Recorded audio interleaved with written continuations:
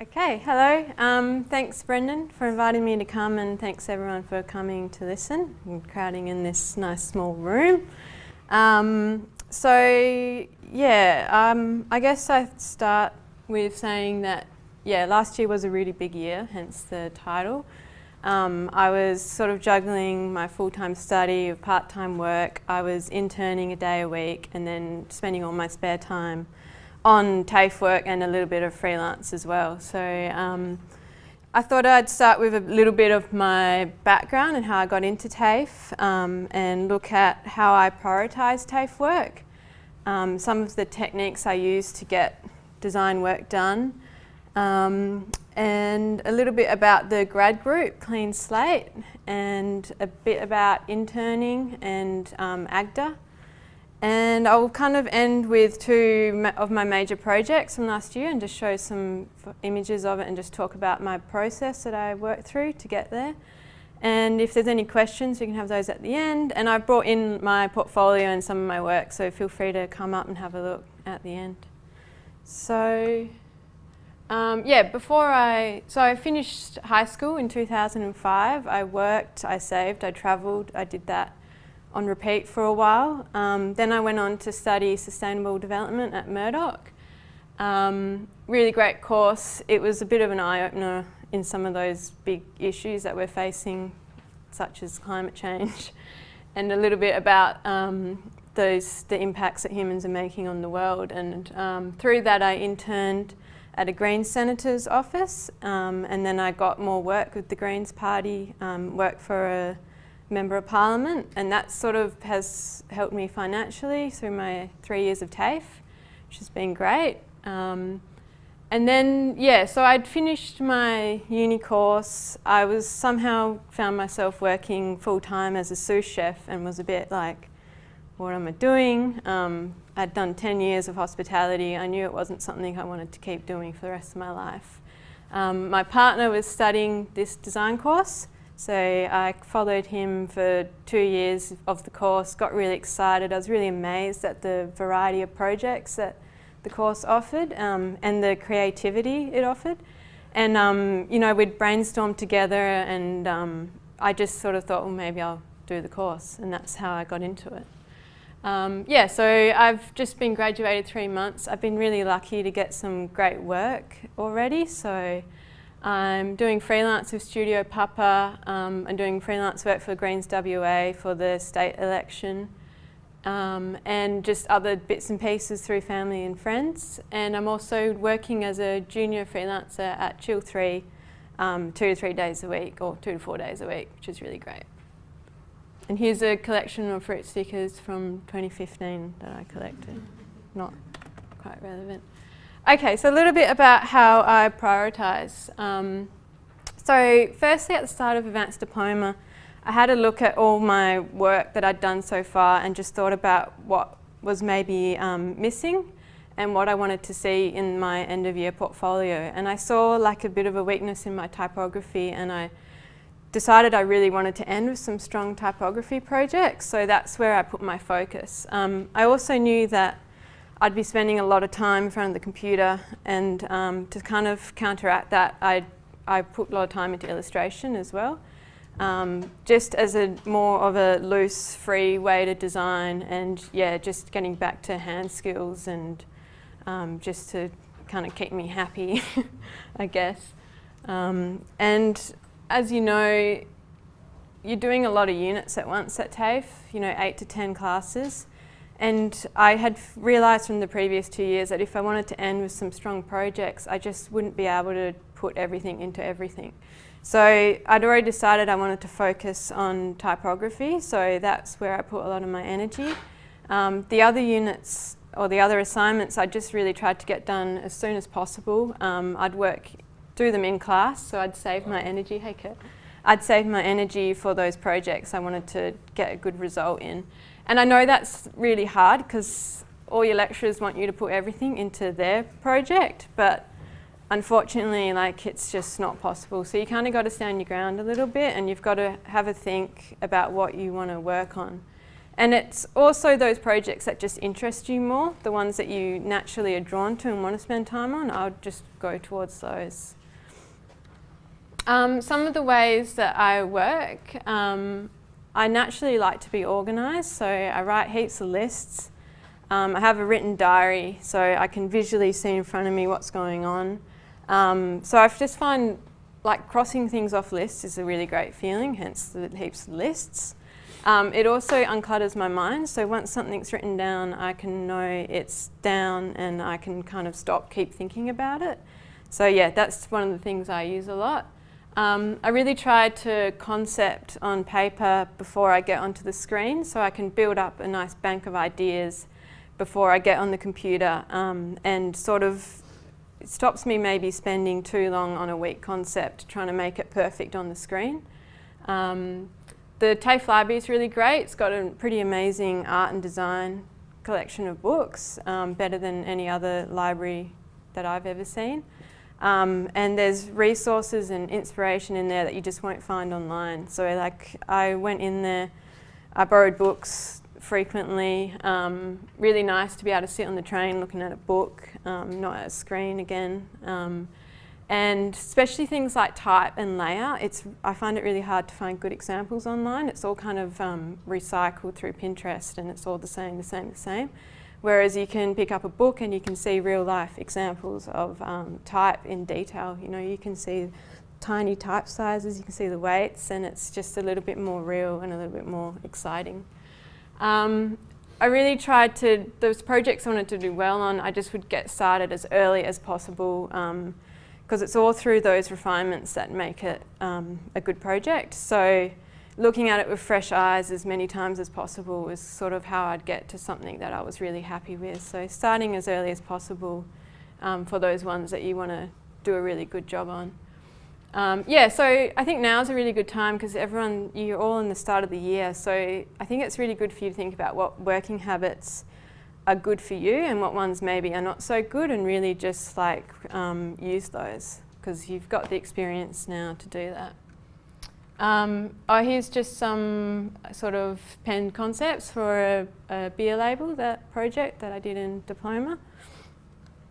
So interning and networking, I did some pretty great internships. So this one was in diploma. It was 3 months at the Little Press, which is a letterpress studio in West Perth. One of the things I did was design this poster. So they do workshops there.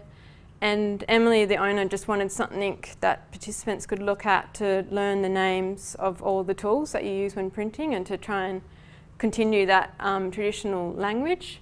So yeah, I researched it, I illustrated the tools, did the layout and design, and then I screen printed it in 2 colours. So they have a really great setup there for screen printing, so I got to burn the screens with emulsifier and everything. So got to do this, whole process and then end with a really nice fresh poster, and I've got that one down there. You can come have a look afterwards. Another internship I did was with Chill 3, so that was all last year, 1 day a week. So that's Chill 3 is the studio in Freo. She does a lot of branding and typography and book design. It's run by Becky Chilcott. She's pretty much a typography wizard. She's really experienced, she's got great skills, and she's also a really great teacher. So the first part of the year I did some book cover concepts that were chosen by the client, which was really great. I did layouts for brochures, stationery, annual reports, and I also developed some social media content for the studio. So the slide up here is some kind of a set we did called Type Terms. So it's sort of illustrating what the names of parts of the typeface are. So like the one on the left corner, bottom corner, Gazzook, that's talking about that part between the ligature. So these were put up weekly, and that was a really nice project to work on. And then the second part of the year, Becky mentored me through my ISTD project, which I'll talk about a little bit later. So AGDA is the Australian Graphic Design Association, which most of you probably know about. They're really active in Perth. They do put a lot of events on and programs on. I really hate the word networking, like it makes me wince. It makes me think of corporate world, ladder climbing and promotions.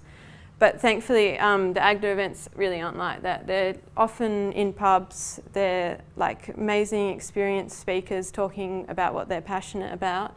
And there's normally a theme.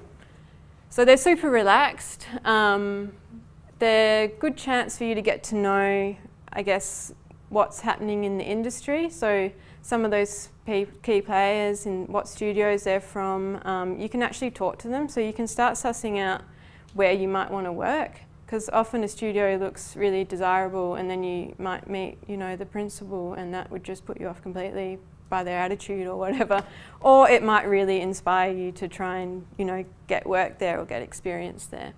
So yeah, it's like researching with a beer, so that is pretty great. And it's also motivating because it does show you that you can get work in Perth as a designer. And that can really help kind of with that balance of TAFE work where you're often in that cocoon working on your own project. So it's just really nice real life kind of design stuff. Oh, and there's some posters I did for their portfolio review in 2015. So AGDA also put on a mentorship program, and they pair your interests with someone from the industry. So this normally happens around the second half of the year for final year students. I think you have to be an AGDA member to take part, which is easy. You just like pay some money, or TAFE might pay for it. Yeah. So I was really lucky to get paired up with Marcus Taylor from Studio Papa. They're really well known for their Fringe World branding, which you've probably seen plastered all over the city the last few months.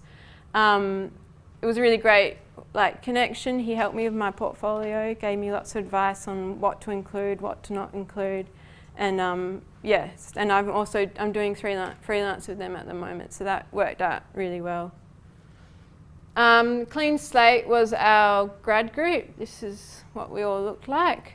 It was quite interesting because I started the year and I'd sort of thought I didn't want to get too involved with the group because I'd seen previous years how people can really get sucked into it and put all their effort and their work into the group, and then they get to the grad show and they haven't got a portfolio together or they don't have any strong work. So I was really wary of that happening, and I sort of thought I just want to step back a bit. But in the end I just got really involved and did heaps of stuff, and that was basically because I wanted to, and they were all things I wanted to work on. And I still made time for my own work, obviously. So I think just keeping that balance is really good, and getting involved is really good. So we did a bit of fundraising. I helped organise with Kim a crowdfunding sort of project where we made these gift cards and notebooks and recipe cards. We kind of made them all by hand. We managed to print them at TAFE and cut them all up and staple them, so it was a zero cost went into it. And we made over $1,000 for that. There was also a few really great exhibitions that did really well, and we had raffles and a few other events. Yeah, and as Brendan mentioned, I also worked on the catalogue. It was a pretty rushed project. I think we had 5 days to get it all together. It was about 60 pages, so every grad had a spread and had to supply images and captions and things like that. But it all came together really well. Everyone gave me their stuff on time. I had a lot of support from other students, so that was really cool. Also really fun working with a $5,000 printing budget, and getting to do things like print black foil on 700 GSM black card. So yeah, hopefully you'll get that budget this year to do your catalogue. Sure, Brendan will try as hard as possible to get that to happen. And yeah, get involved in that. So a few things I can see looking back.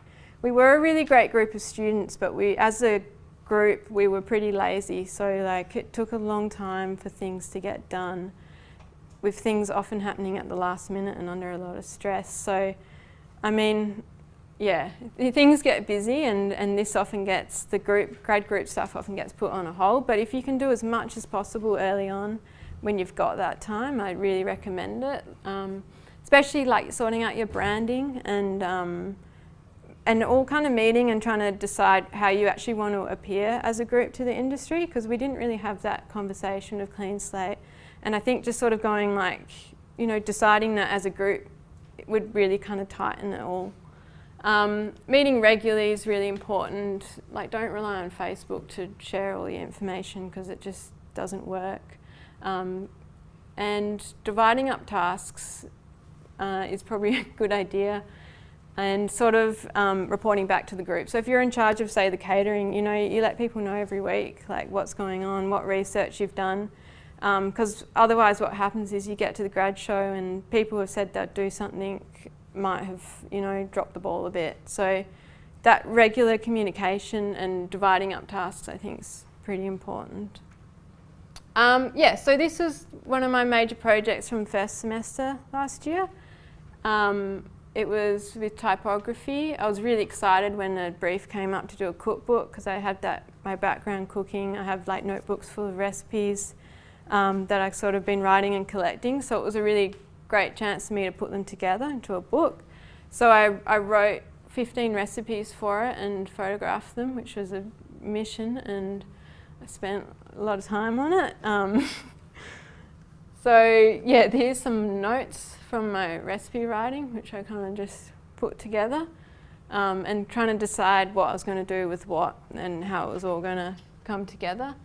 I did loads of research into food photography, which was useful, and yeah, did lots of sort of planning how my shots were going to look and the styling, so that once I got there with the camera, I kind of could just refer back to that. So yeah, it was a big learning curve, because I didn't really have food photography skills, but it all came out pretty well. And once I'd taken the images, so these are all printed like about that big, so I printed them all really little, put them on the floor, and then I could sort of choose what images I wanted to put in the book and how it would all work together as one thing. So having that balance of light photos, dark photos, making sure, you know, the backgrounds are varied enough, the angles are varied enough, and that sort of thing. And I wanted like a hand illustrated aspect, so the cookbook, all the recipes had kind of a Middle Eastern theme to them, flavours. So the images of the floors at the top, they're at my parents' house, so they're all terrazzo tiles. So I photographed those and sort of just drew parts of them, because I thought they had like a nice Arabic feel, which would sort of pair really nicely in the book. And then I scanned in sections and created patterns from them. I only ended up using the one on the bottom left, and that I used that on the inside covers, and also as a tint, like on some of the prelim pages. So here's some of the final spreads. So up the top's the contents, a little intro page, the chapter openers. That was one of the chapter openers, and then yeah, how the recipe layouts worked. And I had heaps of interest from my family and friends when I was making this, and they all kind of kept saying like, oh, you know, like I really want a copy. So I put together like a way that people could pre-order a book, and I got enough cash to print 150. And yeah, sold them all. So that was really nice way to end the project as well. Made a bit of money too. So the second semester was my ISCD project. So I probably spent most of my time on that then. So ISCD is the International Society of Typographic Designers. They offer a set of briefs every year that students can submit to. So we had it as part of our typography unit. I'm not sure if that will be in your course this year, but if it is, I really encourage you to take part. It's great because it's this project you have full creative control on, from concepting through to the layout, through to the printing, and you get to make all these decisions. And you will end with a really strong, really well thought out, beautiful project. And the focus obviously is on typography. So I chose to do a brief that asked to celebrate the life's work of Adrian Frutiger. I didn't know anything about him before I started, and now I probably know everything about him, and he's pretty cool. He was a Swiss typeface designer. He's probably most well known for Avenir, Univers, Egyptian and Frutiger. Really beautiful classic typefaces. And that's the cover of my final project. So firstly, I did loads of research. So one of my ways that I did that was sort of just gathering information on different sections on big pieces of paper. So this one, I'm looking at the typeface that he designed, Frutiger, looking at ways to show its individual characteristics, looking at places it's used, like the signage, and yeah, just sort of studying that typeface. Because I had to write all the content, and it turned out to be quite a big book. I tried to get that done at the beginning, so just get all that text written, and then I could start designing and laying out with it. So the way I structured it was in 3 chapters, which I colour coded with the green, orange and blue. That's the contents there, and just zoomed in so you can see the structure. I looked at the 3 printing eras that he worked in, because he was born in 1928, died in 2015. So his career actually spanned between 3 really distinct periods. So the first was hot metal, which is like letterpress printing with metal type.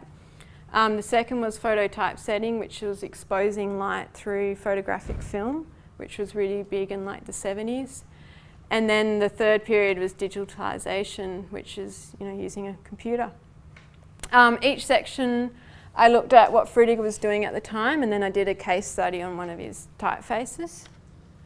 The art direction was largely influenced by Swiss style design, so I had asymmetrical layouts, big numerals like on the chapter openers here, strong use of the grid. I used photographic imagery in grayscale, coloured transparent overlays, which I'll show you in a minute, and wide left margins. So they're all characteristics of Swiss style design.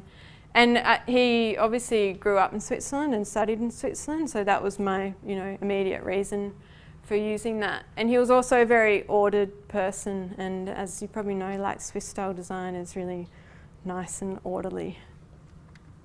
Lots of refinement. So here's just sort of showing sections of printouts that I've scribbled on, looked at, found inconsistencies.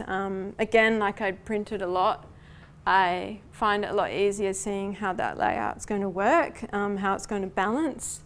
And also just that turning the page and getting a feel of what's before and after, so you get that contrast of big, small, bold, light. Yeah, so that's showing that. Part of the brief is you have to provide a workbook and a specification guide. So the workbook shows your complete process. You also have to show why, justify any design decisions you made. The specification guide shows like your layout and your type choice. So this is a page from the book, and it's showing that I used the 7-column grid. How the type lined up to that grid, I had the page was divided in thirds horizontally. And then so you're showing your typeface, your weight, and then your size, your leading, your tracking, your colour, and just everything. Basically to show that you've set up a system for the publication or whatever you've designed. So here's one of the spreads where I used a clear acetate, which is like a thick see-through plastic. And it's overlaying a quote where he's writing about how he knew at 16 that his work would be in black and white. And it's a really beautiful photograph of him from when he was 16 in the 30s. The other transparency was about a quote where he talks about the shape between the letter R and a letter S, because he was really big on counterform, so all the shapes around the letters and how that needs to balance just as much as the actual letter form. So I sort of highlighted that shape and placed it over the quote, which worked really nicely. And then this one's just a spread where he's writing a letter in 2004 to young designers, sort of warning them not to, not to spend too much time on the computer and remember their hand skills. And at the end he says, "I thank you for looking after the beauty of type." So I thought that was a really beautiful phrase, and it's not often that you hear the words beauty and type. So yeah, that went big on a transparency. For the case studies in each section, I really wanted them to be separate from the other text, so I set them on a smaller page size, so it acted like an insert in the book. And then they were really meant to be celebrations of the typeface, so I'd sort of compare it like the top right to another typeface. So this is, comparing Frutiger to Gill Sans and looking at the shape of the counter. So Frutiger's in orange, and that was used for signage. So they had really big counters to make it legible from a distance. Also showing the characteristics, including some of his original drawings of the typefaces and showing practical examples, so the Deutsche Post. And that was set on a sort of type specimen where I showed each weight of the typeface and had that captioned. And yeah, that's every page from the book. It was a really big project. So did we want to do questions now, Brendan, or? Anyone have any questions that people enjoy hearing or hearing that shared? With your ICD project, how long did that end up taking? I probably started it maybe 5 months, but a good month and a half would be in research and writing. Yeah. And then the early period, it wasn't everything, like I was finishing off the cookbook and doing other projects. So solidly like 2 months, yeah. But a lot, like I said, like a lot of refining and a lot of talking to printers. So finding, getting tests done on stock to pick stock and all that kind of thing takes ages, because you might give them the file and you don't get that print back for, a week. So doing all that early on was really useful. But yeah, it's a big project. Anyone else? Yeah. Would you ever go to university and get a degree in graphic design, or is it easier just to go out into the industry? For me, I don't feel like I need to go to uni. Like I got a lot from TAFE, and I think it's all down to practical experience. You're going to get hired if you've had experience at a studio, and going on to study more at uni I just didn't want to spend more money and more time on the education. I just want the experience now, and I just want to get all those practical skills. I think uni is really great for getting the writing skills and the concepting, which I sort of had got from my sustainable development degree. So yeah, for some people it might be a good choice, but I just really want to get in the industry and get the practical experience at the moment. Yeah, and I think the TAFE course in Perth is really highly regarded. So you will be surprised, but studios will choose TAFE students over uni students because they have those practical skills, and they can use the programs and they can get work done quickly. So I don't think a uni degree in Perth is necessary to get work. Hi. Do you find that when applying for jobs, the experience that you have in your internships really helped set you apart from other students that hadn't? Yeah, well, my jobs came from the internships and the mentorships. So I wouldn't have got into those studios and met those people without, I guess, offering my time for free or, just showing that I was keen. So I think studios will look at people that have done internships because they know that they're really into it, because a lot of people don't want to work for free. And so if you have a chance now, like at the beginning of your career, to do internships because you can support yourself with another job, or I'd recommend it. But yeah, I think they're really valuable. And you can just approach studios, it doesn't have to be a program, or, do research, see where you want to work and just talk to them. Yeah. Do you have any tips for balancing your kind of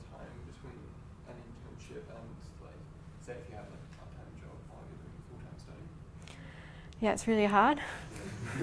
So with my internship, because we had classes on 4 days and I worked one day and then I had to intern one day, I had to sort of get out of classes, which was really hard because one of them was Rena's class and she's tough and wants you there.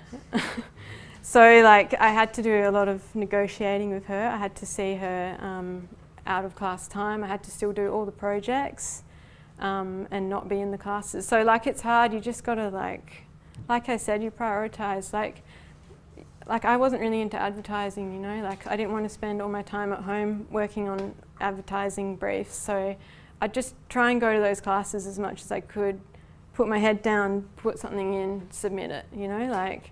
So I think just choosing those units and those classes that you're happy to just step back, just get the work done, submit it, you know, like it's off your mind. Yeah, that's what I'd recommend. Hey. Do you have any, like when you finished Advanced Diploma, did you have any, like, anything you wished you'd known at the beginning of the year? Oh, good question. I don't know. Maybe the stuff to do with the grad group. I mean, like we were a little bit difficult as a group, so I mean I can't really give that as advice because I don't know how you guys all work together. But yeah, I guess I wish I'd known how long it takes to make these decisions as a group and to really try and push work to happen earlier. And the same with fundraising, like we should have done all our fundraising in the first semester, you know, like we don't want to be spending time on that when you've got these really big projects on that are your everything. So I think, yeah, looking back, do as much of those little jobs and the grad group stuff in that first semester, yeah. Thanks, Kevin. You might put your hands together.